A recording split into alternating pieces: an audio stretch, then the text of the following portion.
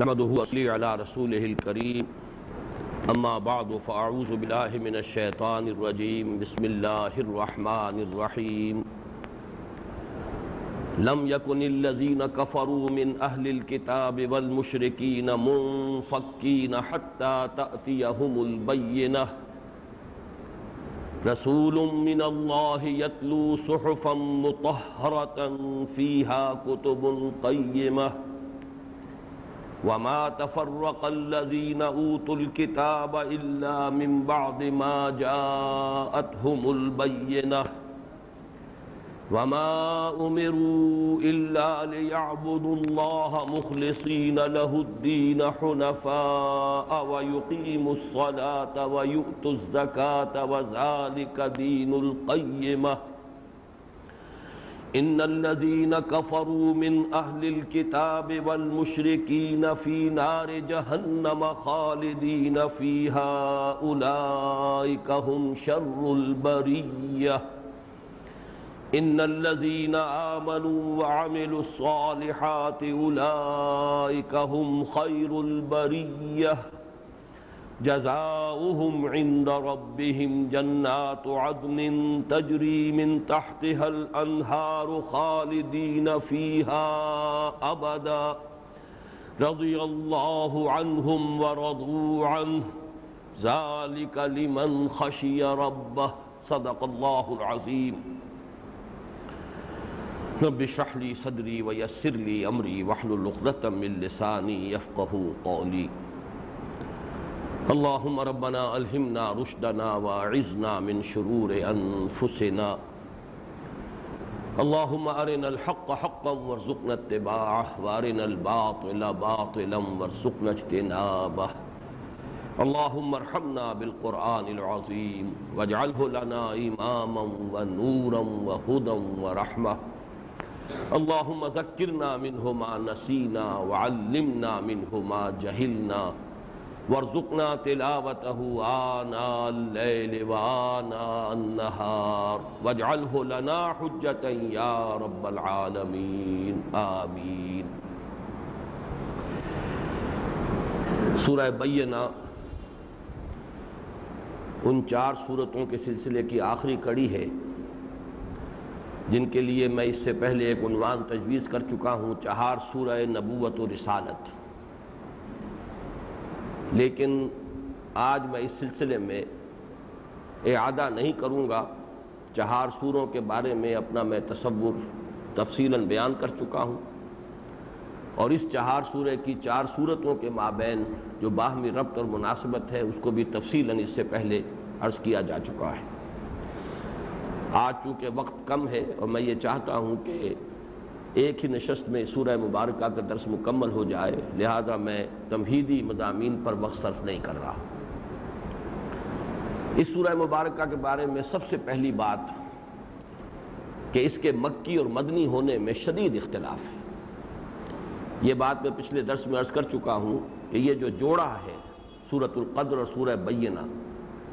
ان دونوں میں جہاں مضمون کی مناسبت ہے اور اشتراک ہے، وہاں ساتھ ہی یہ بھی قدر مشترک ہے کہ ان دونوں کے بارے میں شدید اختلاف ہے کہ آیا یہ مدنیات میں سے ہیں یا مکیات میں سے۔ سورۃ القدر کے بارے میں تو وہ اختلاف اتنا شدید نہیں، لیکن یہ کہ سورہ بینہ کے بارے میں تو ابھی میں چند باتیں جو عرض کروں گا اس سے اندازہ ہو جائے گا کہ یہ اختلاف بہت شدید ہے۔ بعض حضرات کے قول کے مطابق جمہور کی رائے یہ ہے کہ یہ مکی ہے، لیکن بعض دوسرے حضرات کا دعویٰ یہ ہے کہ جمہور کے نزدیک یہ مدنی ہے، گویا کہ دونوں طرف جمہور کا لفظ موجود ہے۔ ابو حیان صاحب بحر المحیط اور عبد المنعم ابن الفرس صاحب احکام القرآن نے اس کے بارے میں یہ کہا ہے کہ الاشہر انہا مکیۃ، زیادہ مشہور بات یہی ہے کہ یہ مکی ہے، یعنی جمہور کے دونوں اقوال کی مناسبت کر کے اور ان کو تولنے کے بعد اس کا فیصلہ یہ ہے ان دونوں حضرات کا۔ عجیب بات یہ ہے کہ حضرت عبداللہ ابن عباس رضی اللہ تعالی عنہما سے بھی دونوں ہی قول مروی ہیں، اگرچہ یہ کہ زیادہ جو ان کا قول قابل قبول قرار دیا گیا ہے وہ یہی ہے کہ یہ مکی ہے۔ اس معاملے میں سب سے زیادہ فیصلہ کن معاملہ جو ہے وہ حضرت عائشہ صدیقہ رضی اللہ تعالی عنہا کی رائے کا ہے. وہ اس پر جازم ہے کہ یہ سورت مکی ہے. ابن مردویہ نے ان سے یہ روایت ایک صحیح سند کے ساتھ نقل کی ہے. جہاں تک اس کے مضامین کا تعلق ہے، داخلی طور پر واقعہ یہ ہے کہ کافی رجحان ادھر بنتا ہے کہ یہ یا تو مدنی ہے اور یا یہ کہ مکی دور کے آخری زمانے سے متعلق ہے. اہل کتاب کا ذکر قرآن حکیم کی مکی صورتوں میں یقیناً جو آخری دور کی مکیات ہیں ان میں آیا ہے، لیکن جس قدر وضاحت کے ساتھ یہاں آ رہا ہے اس سے میں سمجھتا ہوں کہ ان لوگوں کی رائے خاصی قوی معلوم ہوتی ہے جو اسے مدنی قرار دیتے ہیں. لیکن یہ کہ اس کے ضمن میں خود میری ذاتی رائے بھی انہی حضرات کے حق میں ہے کہ جو اسے مکی قرار دیتے ہیں. اس کے ضمن میں پچھلی مرتبہ عرض کر چکا ہوں کہ اس میں اصل فیصلہ کن چیز جو ہے قرآن مجید کی ترتیب اور 7 گروپوں میں تمام سورتوں کا منقسم ہونا، جن میں سے ہر گروپ کے ابتدا میں ایک یا ایک سے زائد سورتیں مکی ہیں اور اختتام ہوتا ہے ایک یا ایک سے زائد مدنیات پر. یہ نظم جو ہے قرآن مجید کا، جیسا کہ ہم پورے دورہ ترجمہ قرآن کے درمیان بارہا اس کو ہم بیان کر چکے ہیں، وہ بہت ہی یہ بات جو ہے یہ رائے بڑی مستحکم اور محکم معلوم ہوتی ہے. اس اعتبار سے اگر اسے مدنی قرار دیا جائے تو پھر وہ گروپ جو ہیں وہ 7 نہیں رہتے، 8 ہو جاتے ہیں. میری اس معاملے میں رائے وہی ہے جو مولانا امین احسن اصلاحی صاحب کی ہے کہ یہ گروپ جو شروع ہوا ہے سورۃ الملک سے، یہ تمام مکیات پر مشتمل ہے. آخر میں صرف چند سورتیں مدنی آئی ہیں، ان میں اگرچہ ان صورتوں کی تعیین میں مجھے ان کی رائے سے اختلاف ہے، لیکن اصولاً یہ بات میرے نزدیک صحیح ہے کہ یہ گروپ جو ہے اکثر و بیشتر مکی صورتوں ہی پر مشتمل ہے. ویسے بھی یہ جیسا کہ میں نے کئی مرتبہ عرض کیا، یہ ریسیپروکل معاملہ ہے. جو پہلا گروپ ہے اس میں مکی صورت صرف ایک ہے، سورہ فاتحہ. وہ اپنی جگہ پر اپنے عظمت کے اعتبار سے، اپنے علو شان کے اعتبار سے خواہ کتنی بھی اہمیت رکھتی ہو، بہرحال حجم کے اعتبار سے کل 7 آیات پر مشتمل ہے. جبکہ اس کے مقابلے میں 4 سورتیں نہایت طویل ہیں مدنیات، سورہ بقرہ، سورہ آل عمران، سورہ نساء، سورہ مائدہ. معلوم ہوتا ہے کہ اس کی بالکل عکسی نسبت ہے کہ جو قرآن کے آخری اس گروپ میں اللہ تعالیٰ نے قائم کی ہے، یہ اکثر و بیشتر تقریباً پورا کا پورا مکی صورتوں پر مشتمل ہے، سوائے چند صورتوں کے کہ جو آخر میں آئی ہیں، جن میں میری رائے یہ ہے کہ صرف 2 ہی صورتیں ہیں، یعنی معوذتین، قل اعوذ برب الفلق، قل اعوذ برب الناس. لیکن اس کے ضمن میں اپنی رائے کے حق میں دلائل میں بعد میں عرض کروں گا. دوسری بات جو اس سورہ مبارکہ کے بارے میں پہلے ہی سے میں عرض کر دوں وہ یہ ہے کہ یہ مضمون تو میں نے بہت مرتبہ بیان کیا ہے کہ قرآن حکیم اس اعتبار سے ایک بڑی عجیب کتاب ہے کہ یہ بیک وقت نہایت مشکل بھی ہے، نہایت آسان بھی ہے. وَلَقَدْ يَسَّرْنَا الْقُرْآنَ لِلذِّكْرِ، ذکر کے لیے، نصیحت کے لیے، سبق آموزی کے لیے، رہنمائی کے لیے، ہدایت کے لیے تو اللہ نے اسے بہت آسان کر دیا.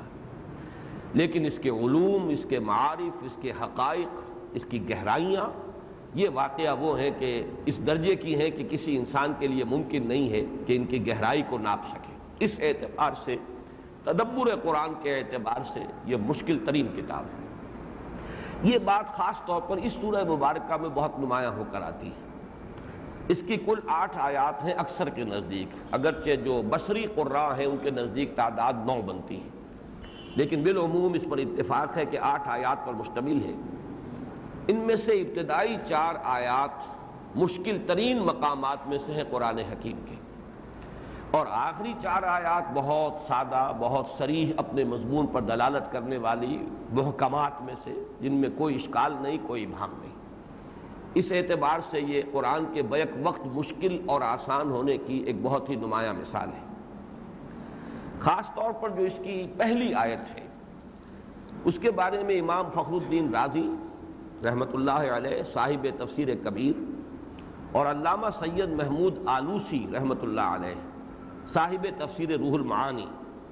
دونوں نے علامہ واحدی کا یہ قول نقل کیا ہے جو میں آپ کو سنا رہا ہوں. ہذہ الآیۃ، یہ پہلی آیت جو ہے سورہ مبارکہ کی، من اصعب القرآن نظما و تفسیرا. اس سورہ مبارکہ کی پہلی آیت جو ہے اس کی طرف اشارہ کر رہے ہیں کہ یہ آیت قرآن حکیم کی مشکل ترین آیات میں سے ہے، نظم کے اعتبار سے بھی اور تفسیر و تعویل کے اعتبار سے بھی۔ دوسرا جملہ اس سے بھی زیادہ سخت ہے علامہ واحدی کا، وَقَدْ تَخَبَّطَ فِيهَا الْكِبَارُ مِنَ الْعُلَمَاءِ، اس میں بڑے بڑے علماء جو ہیں وہ گھپلے میں پڑ گئے ہیں، یا یہ کہ وہ الجھن کا شکار ہو گئے ہیں، یا وہ تضادات کا شکار ہو گئے۔ تخبط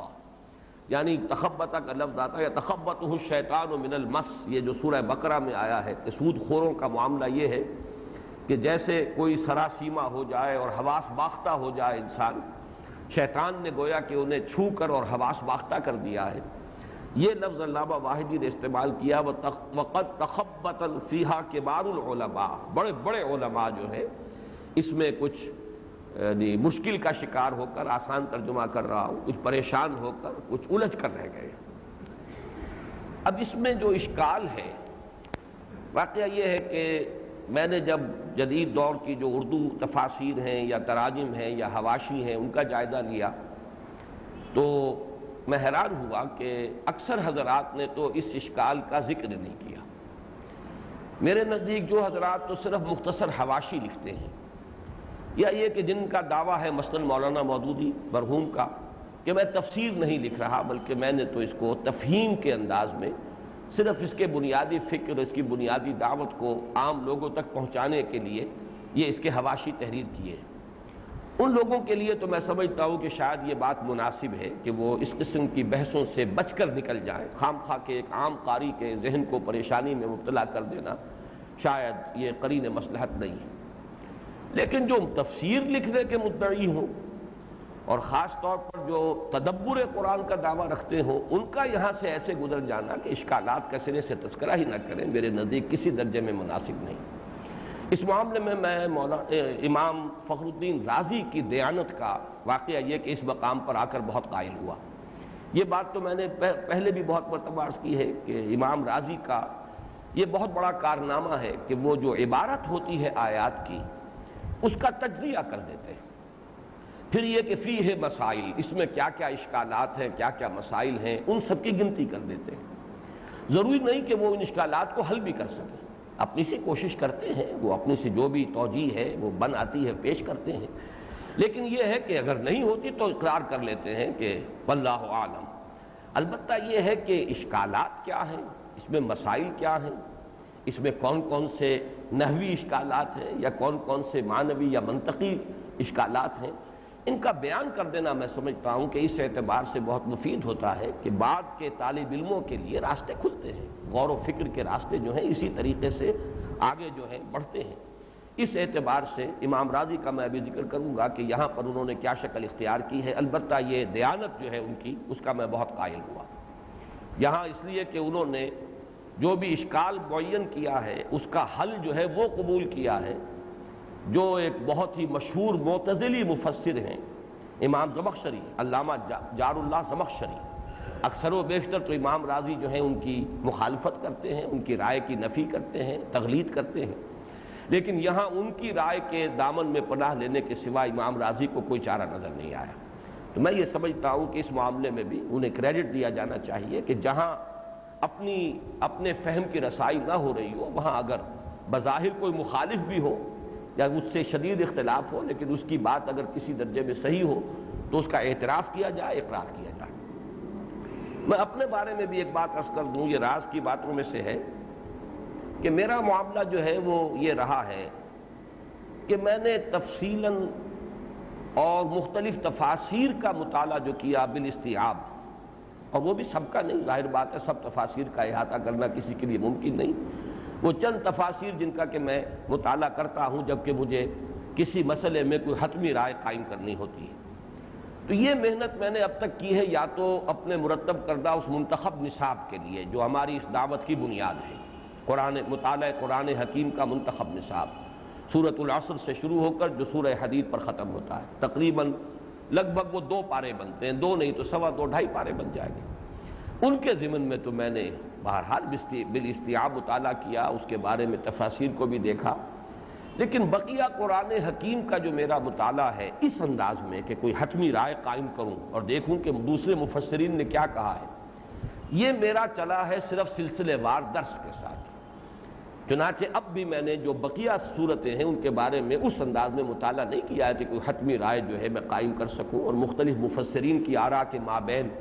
محاکمہ کر سکوں کہ کون سی صحیح ہے، کون سی غلط ہے، کون سی راجح ہے، کون سی مرجوح ہے۔ یہ بھی جیسے جیسے یہ درس آگے بڑھے گا تو بقیہ صورتوں کا بھی یہ حق اپنی امکانی حد تک ادا کرنے کی کوشش کروں گا۔ اب تک بقیہ قرآن مجید کے ضمن میں یا دورہ ترجمہ قرآن کے ضمن میں جو میرے اصول رہے ہیں وہ جان لیجئے کہ 3 ہیں۔ اولاً یہ کہ قرآن حکیم کی بنیادی دعوت اور اس کی اساسی حکمت، اس کا بنیادی فلسفہ، یہ تو وہ ہے جو الحمدللہ کہ وہ جو 2.5 پارے کے لگ بھگ جو منتخب نصاب جن پر مشتمل ہے،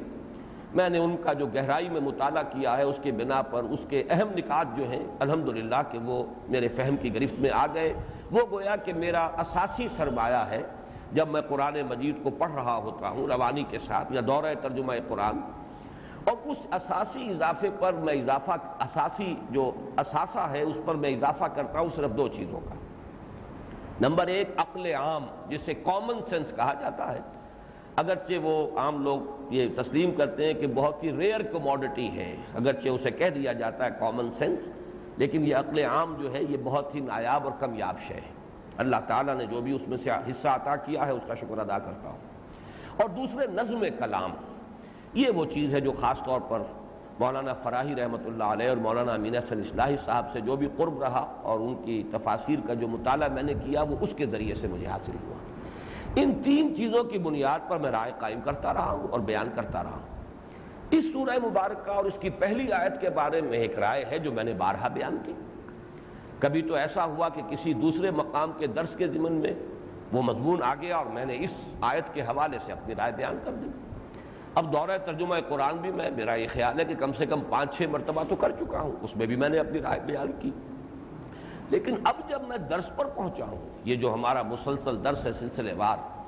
اس کے ضمن میں جب میں نے یہ پچھلے ہی ہفتے پچھلے درس کے فوراً بعد جاتے ہی، کیونکہ میرے ذہن میں جو ایک مضامین کا تسلسل قائم ہو جاتا ہے تو ایک درس کے بعد فوراً میرا ذہن جو ہے کام کرنا شروع کر دیتا ہے اگلے درس کے لیے۔ تو میں نے جاتے ہی جو تفاسیر دیکھی تو میرے تو واقعہ یہ ہے کہ پاؤں تلے سے زمین نکل گئی، اس لیے کہ جو بھی اس وقت کی متداول تفاسیر ہیں اردو اور جو تراجم ہیں ان میں سے کسی میں بھی وہ بات نہیں تھی کہ جو بات میں بیان کرتا رہا ہوں۔ اس کے بعد چونکہ عربی تفاسیر میں زیادہ تر میں رجوع کرتا ہوں تفسیر کبیر سے، امام رازی کی تفسیر سے، اس میں نے دیکھا تو انہوں نے 7 اقوال نقل کیے لیکن ان میں بھی میری اس رائے کا کہیں نام و نشان نہیں۔ تو واقعہ یہ ہے کہ چند دن مجھ پر بڑی سخت پریشانی میں گزرے ہیں۔ میں نے بعض حضرات سے، خاص طور پر حافظ احمد یار صاحب سے بھی کہا کہ ذرا جو بھی تفاسیر آپ کے پاس ہیں ان میں دیکھیے کہیں اور جو اقوال ہیں اس کے بارے میں ان کو نقل کر کے مجھے دیجیے۔ تو میں بہت شدید پریشانی کے عالم میں رہا، لیکن یہ ہے کہ اللہ کا شکر ہے، اللہ کا بڑا فضل ہوا۔ علامہ سید محمد محمود آلوسی رحمۃ اللہ علیہ، یہ ہمارے اہل سنت کے جو اس وقت کی تفاسیر ہیں عربی زبان کی جو بہت زیادہ اہل سنت کے ہاں جو مقبول ہیں، اور چونکہ یہ تقریباً 200 برس قبل ہی کی شخصیت ہے لہذا یہ زیادہ قدیم بھی نہیں ہے، اور انہوں نے احاطہ کیا ہے تمام متقدمین اور دور متوسطہ کے جتنے بھی مفسرین ہیں ان سب کا مطالعہ کر کے، بڑی ضخیم تفسیر ہے ان کی بھی، بلکہ میں سمجھتا ہوں کہ شاید ضخامت میں وہ امام رازی کی تفسیر سے بڑھ کر ہے، روح المعانی۔ اس کو جب میں نے مطالعہ کیا اور پھر بعد میں حافظ احمد یار صاحب بھی وہی تفسیر روح المعانی کی آخری جلد اٹھا کر لے آئے میری مدد کے لیے، لیکن الحمدللہ کہ میں پہلے ہی مراجعت کر چکا تھا۔ انہوں نے جو 10 اقوال بیان کی ہیں ان میں الحمدللہ کہ مجھے وہ قول بھی مل گیا کہ جس سے مجھے تائید حاصل ہوئی، اور اب اللہ کے فضل و کرم سے میں اپنی اس رائے کو پورے جزم کے ساتھ، عزم بالجزم کے ساتھ، پورے انشراح کے ساتھ، پورے اعتماد کے ساتھ بیان کر رہا ہوں۔ بلکہ یہاں مجھے وہ مصرع جو بارہا میں نے سنایا ہے آپ کو کہ مجھے پھر وہ یاد آیا کہ رکتی ہے میری طبع تو ہوتی ہے رواں، اور یہ اللہ کا فضل ہے۔ ظاہر بات ہے غور و فکر جو ہے کسی جگہ پر آ کر کوئی سوالیہ نشان سامنے آ جائے اور انسان کی سوچ جو ہے اس کے آگے کوئی ہرڈل اور رکاوٹ آ جائے، تبھی پھر جب آدمی محنت کرتا ہے، غور و فکر کرتا ہے تو پھر نئے جو گوشے ہیں وہ کھلتے ہیں۔ تو الحمدللہ کہ جو رائے میں بیان کرتا رہا ہوں وہی اسی پر مجھے پورا جزم حاصل ہوا، اور اسی کو میں آج اعتماد کے ساتھ آپ کے سامنے رکھوں گا۔ اب یہ کہ آپ نوٹ کیجئے کہ اس کی جو پہلی آیات ہیں ان میں اشکال کیا ہے، لیکن میرا یہ خیال ہے کہ آج ذرا ہم اپنی ترتیب کو بدلیں۔ پہلے اس سورہ مبارکہ کا ایک رواں ترجمہ اور ترجمے میں جو ذرا مختلف احتمالات ہیں ان کا ساتھ ساتھ تذکرہ کرتے ہوئے ہم ترجمہ مکمل کر لیں۔ لم یکن الذین کفروا من اہل الکتاب والمشرکین منفکین حتی تأتیہم البینہ، نہیں تھے وہ جنہوں نے کفر کیا اہل کتاب میں سے اور مشرکین میں سے باز آنے والے یا جدا ہونے والے۔ اب یہ دو احتمالات ہیں منفکین کے ترجمے کے، باز آنے والے یا جدا ہونے والے، حتی تأتیہم البینہ، جب تک کہ نہ آ جاتی ان کے پاس ایک روشن دلیل بینہ۔ آفتاب آمد دلیل آفتاب، جب تک کہ ایسی روشن بات نہ آ جاتی، واضح بات نہ آ جاتی، تو اہل کتاب میں سے جن لوگوں نے کفر کیا اور مشرکین میں سے جنہوں نے کفر کیا وہ باز آنے والے نہیں تھے یا جدا ہونے والے نہیں تھے۔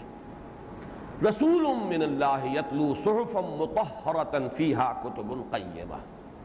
اور وہ بینہ کیا ہے؟ رسول، ایک بہت بلند مقام اور مرتبے والے رسول اللہ کی طرف سے،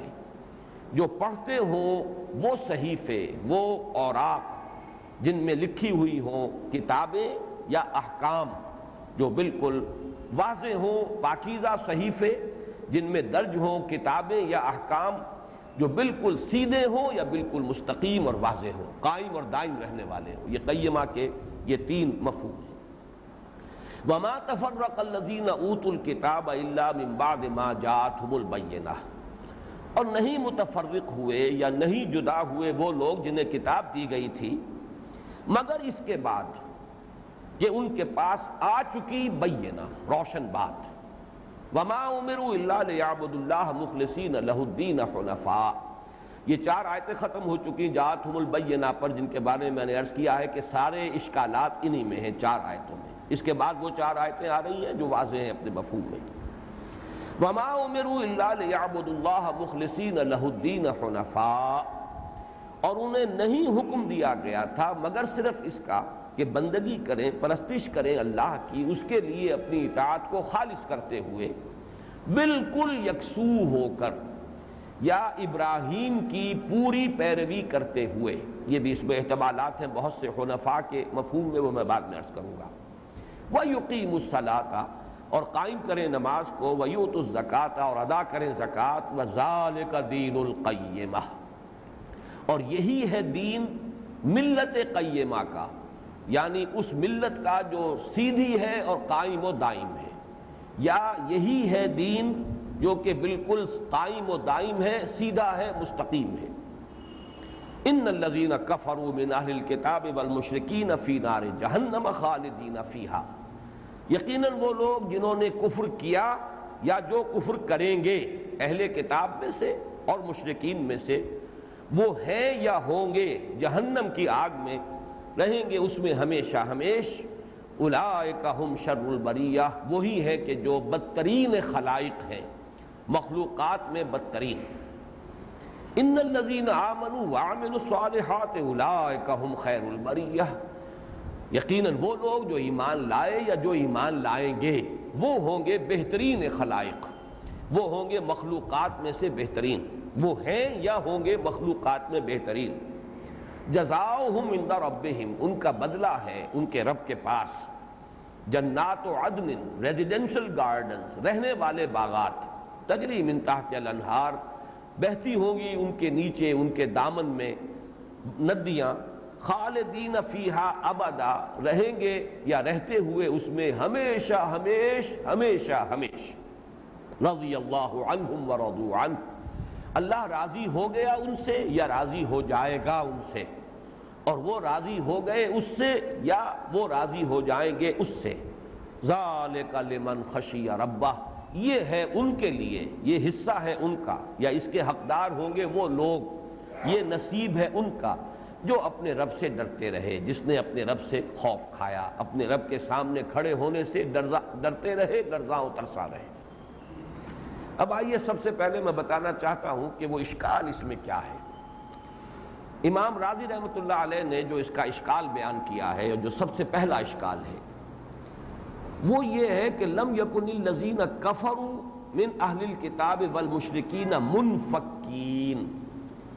اصل بنیاد اس اشکال کی یہ ہے کہ منفکین کا ترجمہ کیا گیا ہے باز آنے والے نہیں تھے، یعنی کس چیز سے باز آنے والے نہیں تھے؟ منفکین کے بعد یہاں پر واضح نہیں کیا گیا کس چیز سے باز آنے والے۔